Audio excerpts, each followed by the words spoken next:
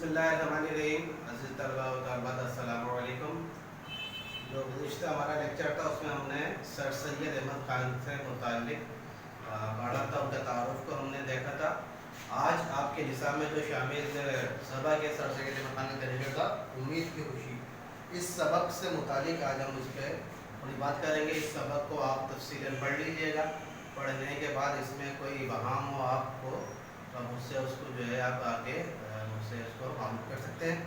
اس کا خلاصے کے طور پر اس میں جو بات کی گئی ہے وہ ہم یہاں پر دیکھ لیتے ہیں. امید کی خوشی، امید جو انسان کو ہوتی ہے آنے والے وقت سے امید لگاتا ہے انسان.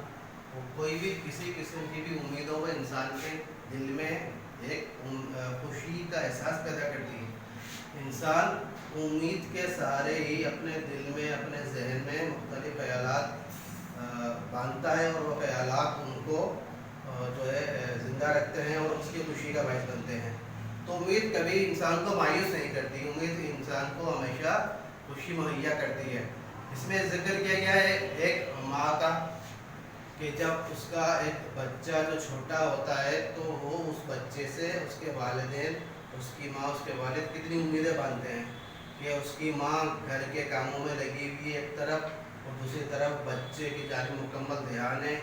اور جب وہ اپنا کام بھی کرتی جاتی ہے، اس کو روزی بھی دے دی جاتی ہے اور مختلف خیالات وہ اپنے دل میں باندھتی ہے. جب وہ بچہ تھوڑا بڑا ہوتا ہے اس کو ماں کے پکارتا ہے، باپ کو پکارتا ہے اور ٹوٹے پھوٹے نام لیتا ہے تو وہ مزید امید اپنے دل میں جگاتی ہے کہ میرا بیٹا بڑا ہو کر فلاں بنے گا فلاں بنے گا. تو وہ امید اس کے دل میں رکھتی ہے. اسی طرح انسان جب کبھی مشکلات میں گر جاتا ہے، مشکلات کا شکار ہو جاتا ہے تو اس کے دل میں ایک امید ہوتی ہے کہ اللہ تعالیٰ ان مشکلات سے، پریشانیوں سے کبھی مجھے نکالے گا. تو بہرحال اس کا مدعا یہ ہے کہ انسان امید کے سہارے جیتا ہے اور امید ہی انسان کو ایسی خوشیاں فراہم کرتی ہے جو اس کو کہیں نہیں مل سکتی. اس میں اسی طرح جو ہے آگے حضرت یوسف علیہ السلام کا بھی واقعہ بیان کیا گیا ہے کہ وہ بھی امید کے سہارے اندھیرے کونے میں جیے تھے. تو اس کا یہ مختصر سا خلاصہ ہے. اس سبق کو آپ پڑھیں اور اس کی مشق کی سوالات بھی انشاءاللہ آپ کو ہم اس لیکچر کے ساتھ ہی آپ کو ارسال کرتے ہیں. بہت شکریہ.